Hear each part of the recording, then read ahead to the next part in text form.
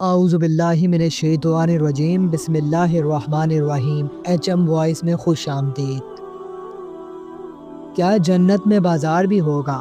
حضرت سعید بن مسیب تابعی رضی اللہ تعالیٰ عنہ سے روایت ہے کہ ایک دن بازار میں ان کی ملاقات حضرت ابو ہریرہ رضی اللہ تعالیٰ عنہ سے ہوئی، جس پر حضرت ابو ہریرہ رضی اللہ تعالیٰ عنہ نے کہا کہ میں اللہ تعالیٰ سے دعا کرتا ہوں کہ جس طرح مدینے کے بازار میں آج ہم دونوں کی ملاقات ہوئی ہے، اسی طرح اللہ تعالیٰ جنت کے بازار میں بھی ہم دونوں کو ملائے۔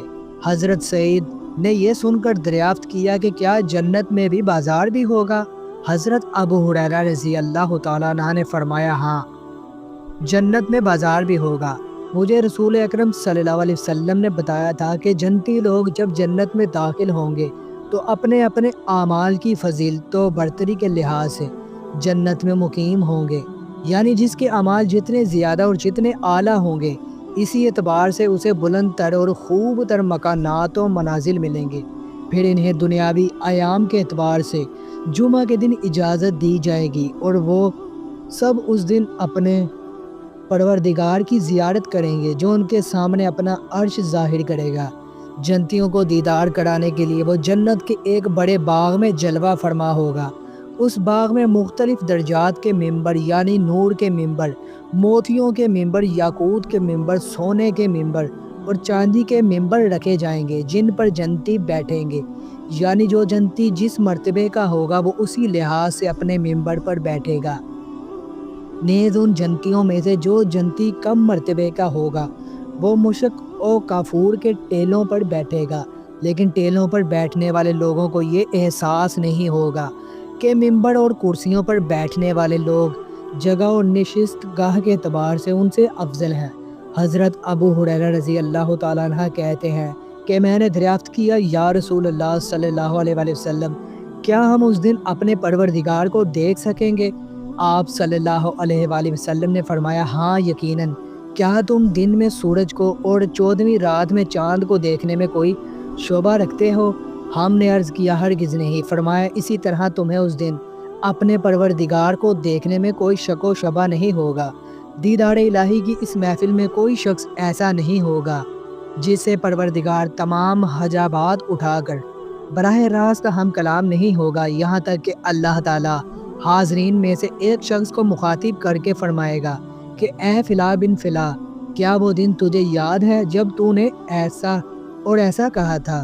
یہ سن کر وہ شخص گویا تو وہ وقوف کرے گا اور اپنے کیے ہوئے گناہوں کے اظہار میں اس پر پروردگار کے اسے کچھ عہد شکنیاں یاد دلائے گا جس کا اس نے دنیا میں ارتکاب کیا ہوگا۔ تب وہ شخص عرض کرے گا کہ اے میرے پروردگار، کیا آپ نے میرے وہ گناہ بخش نہیں دیے؟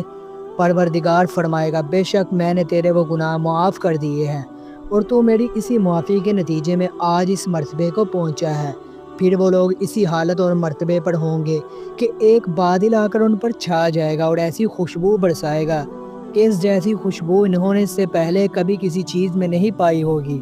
اس کے بعد ہمارا پروردگار فرمائے گا کہ اٹھو اور اس چیز کی طرف آؤ جو ہم نے تمہاری عظمت کے باعث تیار کر رکھی ہے، اور تم اپنی پسند و خواہش کے مطابق جو چاہے لے لو۔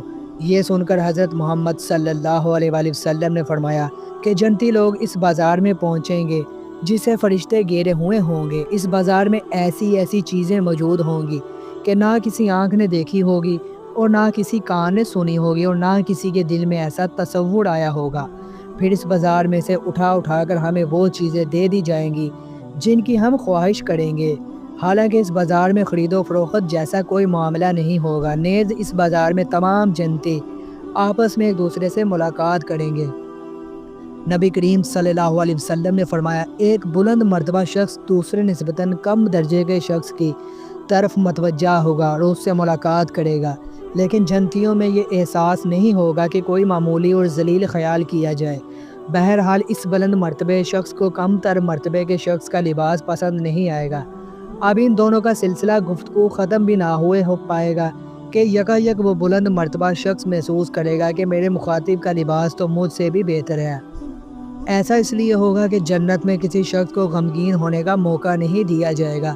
پھر نبی کریم صلی اللہ علیہ وآلہ وسلم نے فرمایا کہ اس کے بعد ہم سب جنتی اپنے اپنے محلات اور مکانوں کی طرف واپس ہوں گے اور وہاں ہماری بیویاں ہم سے ملیں گی تو مرحبا اور خوش آمدید کہہ کر ہمارا استقبال کریں گی۔ ہر عورت اپنے شوہر یا مرد سے کہے گی کہ تم اس حال میں واپس آئے ہو کہ اس وقت تمہارا حسن و جمال اس حسن و جمال سے کہیں زیادہ ہے جو ہمارے پاس جاتے وقت تمہارا تھا۔ تو ہم اپنی بیویوں سے کہیں گے کہ آج ہمیں اپنے پروردگار کے ساتھ بیٹھنے کی عزت حاصل ہوئی ہے جو جسم و بدن اور حسن و جمال کی ہر کمی کو پورا کرنے والا ہے۔